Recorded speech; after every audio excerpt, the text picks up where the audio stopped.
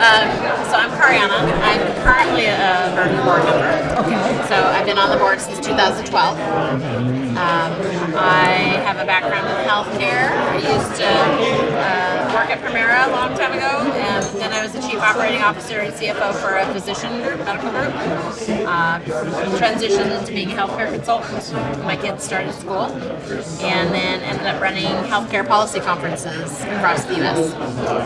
3 kids, 2 in high school, one's a second grader, and moved to Edmonds when I was, I guess it's 2003. So I lived in the area for about 20 years. So, to the question about what is Verdant?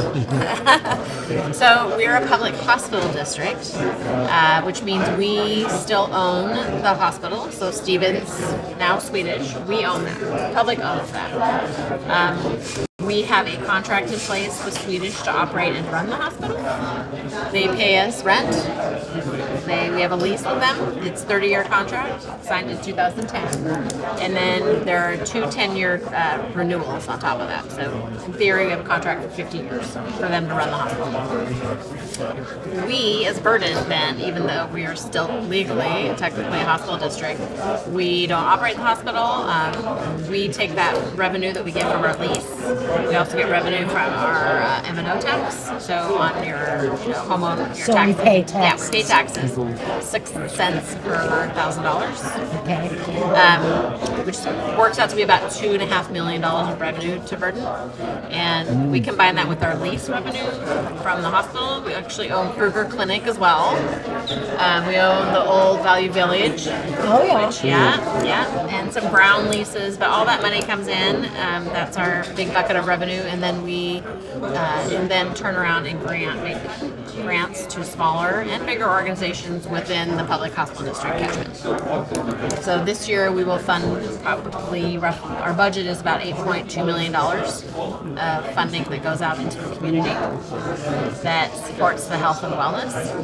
We went through a strategic planning process last year and ended up sort of narrowing our window down a little bit in terms of what our priorities are, but they are, for now moving forward, they're access to healthcare, improving mental health, so access to mental health services, and food insecurity. So any organization can apply twice a year, and regardless of size, but it has to fit within those 3 priorities. Great. Well, thank you. That's really very good. So following up on the wonderful introductions, I think we currently have done pretty well in terms of redistributing those $8.2 million to the community. My question is, are there rooms in distributing those wells so that ensure the equities of not only the population but also different industries, different communities, different communities? Yeah. Yes, there's definitely a focus on equity. I think since COVID, we have learned we have learned and they've learned. There's a lot of smaller organizations that I don't think even knew we existed. And a lot of those are from communities with people with speaking English as a second language.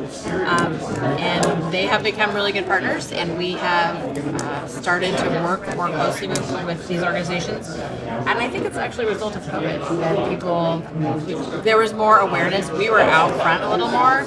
We increased our funding from probably 9-ish million, 8 million to 11 million in COVID as a response to the pandemic.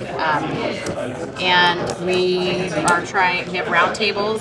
We were really trying to get the word out there. There's partner roundtables, there's roundtables, and like, who are your other community partners out there? How do you write a grant? Some organizations are really small, so how do you write a grant? Like, what do you need to do to write a grant? So we're holding grant workshops. Since the question is like, what is Verdant? I think we need to hear back from everybody else. Like, why don't you know about Verdant? Like, what are we doing or not doing to spread this information? Because there's $8 million out there this year for budgeting that we can gift into the community. But we need partners to engage with us. Yeah. So you are looking at Robert Ha is the CEO of the newly formed Aging Service Center. Oh, okay. Thanks to Lisa. Oh, great. And I think the person I'm who gonna have the person who connected us was Carl Japora. Yeah, Oh, Carl. really? Connecting us. Yeah. So I encourage Verdant, the commission, to continue in that direction, and we very much appreciate the recognition and the financial assistance. Yes, right. Like I totally applaud. What you guys have done so far with health, especially after this COVID pandemic, and we can reach out to the Asian or the underserved minority community. I think they really need it the most. Yeah. I think that's happening more as a result of COVID. Like or Exactly. maybe people are talking to one another, and it's starting to happen. Especially the younger group, the youth. I think mental health, Yeah. all the issues. It's very very important. So could you talk a little bit about what partnerships you do have out in the community? Sure. Varied. They range anywhere from a $5,000, funding of a health fair, like a community health fair, to like a big partner like the Edmonds School District or the YMCA, sort of a well-known name. There's Compass Health, provides mental health services, Homage Senior Services, domestic violence, organization, YMCA, YWCA. There's like a fun girl mentoring program to learn how to run.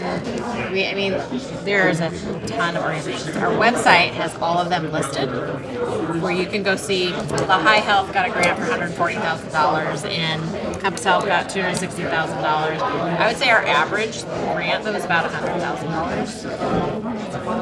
Wow, great service to the community. It is. Could you talk with us a little bit about what it's like to be a commissioner with, I think there are about 4 other commissioners? There's 5 of us total, yeah. And I believe most have a medical background, is that correct? So, I think we all have different experiences that are in healthcare. Yes. Yes. so okay. Some background in healthcare. So, how do you work with the other commissioners? How do you make decisions with the other commissioners? How well do you operate in terms of even identifying those top priorities that you mentioned? That's a really good question. I haven't gotten that one today. I think we function really well as a board, and that means respecting everybody's unique contribution to the conversation. And then you may disagree while I have a different opinion than somebody. That's fine, but when you vote as a board, that's the decision, right? And that's a well-functioning board. We went through this strategic planning process, and it took 9 months to go through to winnow down from what our priorities were before, because they were a little more broad, to get to an agreement on what the 3 were. What were the 3 most important things? What were we going to do? Where were we going to put the money to have a bigger impact? And I think we mostly landed on that. It took us a while to get there, but we took the time. And for some, this is primarily a volunteer endeavor. It's a lot of time for working professionals who are going to be there morning and evening meetings and spending their time making sure that we all land on something that we can agree with. We've had a consultant that's worked with us for, I think, 10 years maybe, and she works with public boards, and so this is her job, and she led us through the strategic planning process, and she says we're a well-functioning board.